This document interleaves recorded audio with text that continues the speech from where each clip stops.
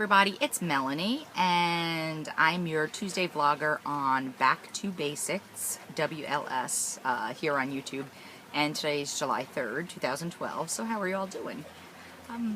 This week's topic, it's interesting. It's an interesting timing for me to be doing a video talking about motivation, and what motivates you on this journey, how do you keep motivated, and what do you do when you lose your mojo, right?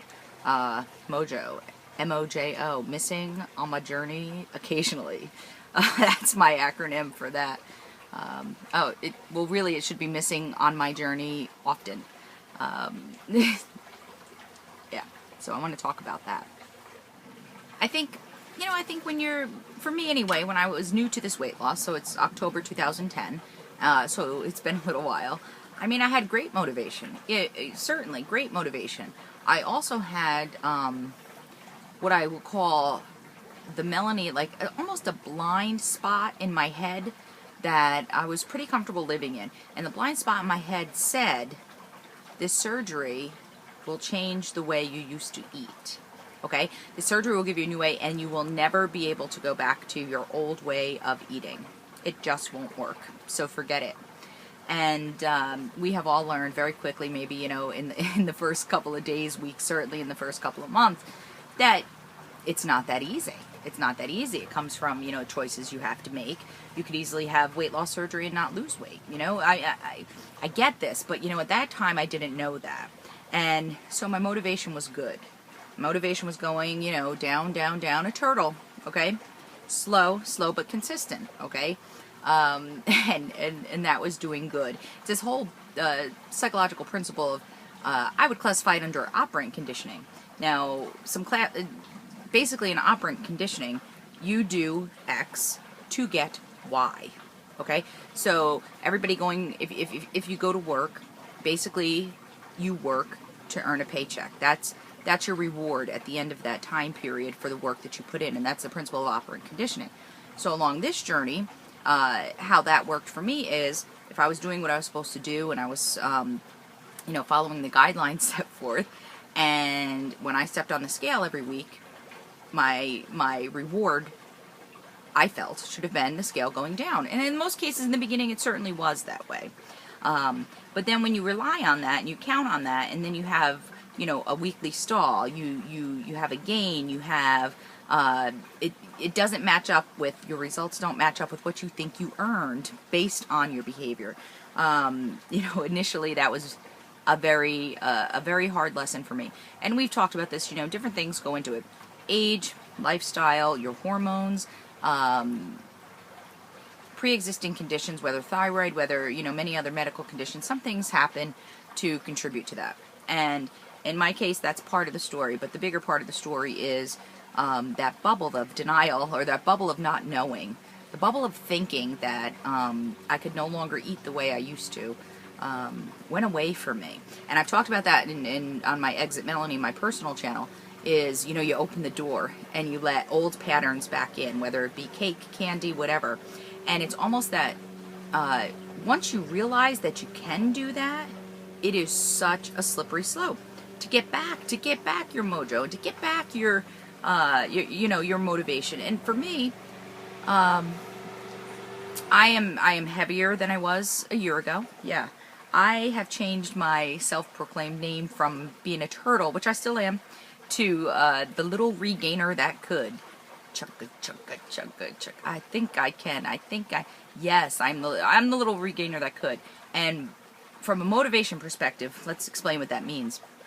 I knew I had gained weight. I'd gained a good 10 pounds, certainly from September into, and it didn't happen quickly, but from September to, the spring of this year. And then went on a crazy eating cycle, started working out every day, and instead of doing the proper things that go along with that, I did start to drink more water, and I thank the Back to Basics group for that and the exercise. I gave myself permission to, eat whatever I wanted to for an extended period of time.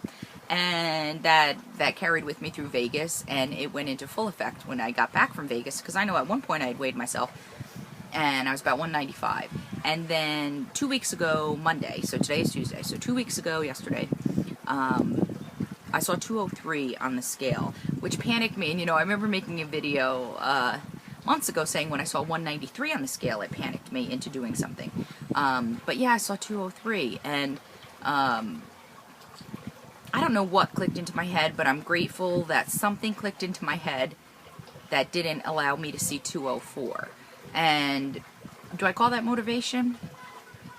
Maybe. See, I guess so. I mean, what I had been searching for on this is some kind of lifestyle shift that would, so the behaviors that I put into place that seemed easy for me, that didn't seem like restriction, that didn't seem like denial or theory of deprivation, the things that I put in place along the journey would sustain me into maintenance. Like I wouldn't have to do something now and then change it then, in my mind. I'm just saying, for me, in my mind.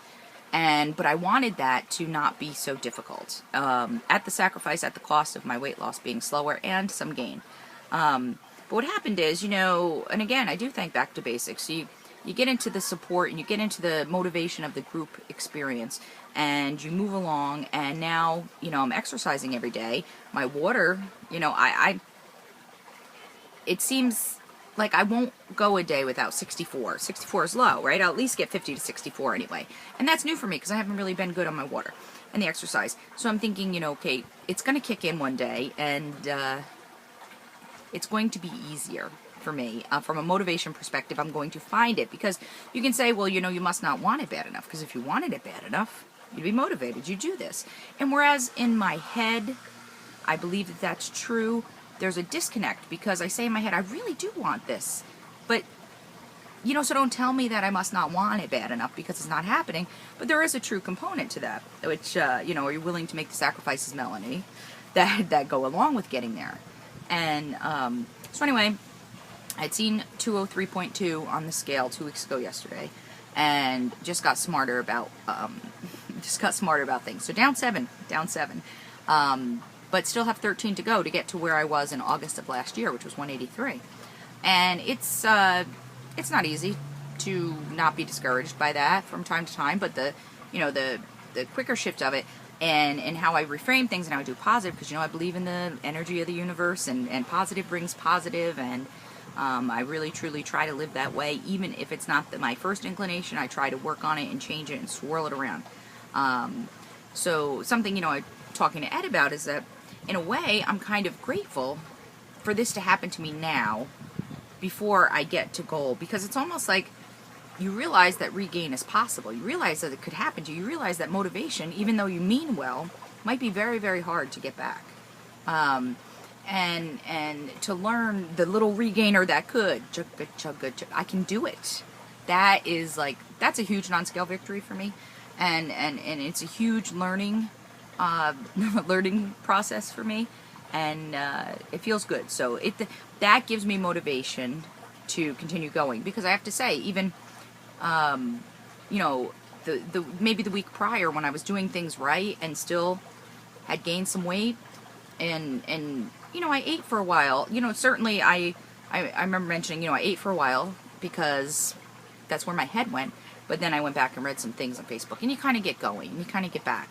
But Julie, I watched Julie's video, the Monday vlogger, on here, and I loved it because it is true. And if you're a fan of the book The Secret, the movie The Principles of the Secret of the Positive Energy of the Universe, or Abraham Hicks, I love as well, positive yields positive, okay? Positive yields positive.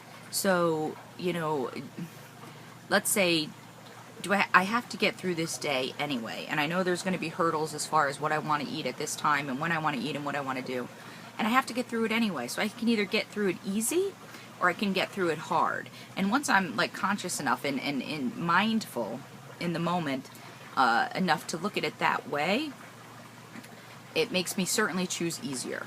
And I don't mean easier on how it's easier for me to just eat crap, because it is, because that's a much easier thing to do than to have to think about it and plan. I mean easier to accept that this is what I want to give my body in order for my operant conditioning to kick back in and get the reward of weight loss, or, you know, more health, or more life, or feeling better. And yeah, positive brings positive. You are what you think. You are what you eat, but you're certainly what you think. And if you're thinking negative, you're going to get negative. If you're thinking positive, you're going to get positive. And Julie talked about that little circle of motivation and how you get the momentum going. You know, and it took me a while. And in order to remain positive, I have to say, you know what, I got it this time. I'm going to do it. And not, you know, I hope I can do it. And oh my God, well, it's been 2.5 weeks. And, you know, sometimes sometimes I feel like I'm a ring ding away from another 5-pound gain. So in that theory, I'm not so strong right now as to deviate from where I am. You know, I'm not strong enough to eat something sugary or cakey right now because I don't trust what would happen in that. And once I had that click into my head, it makes it easier to say no to it. Does that make sense?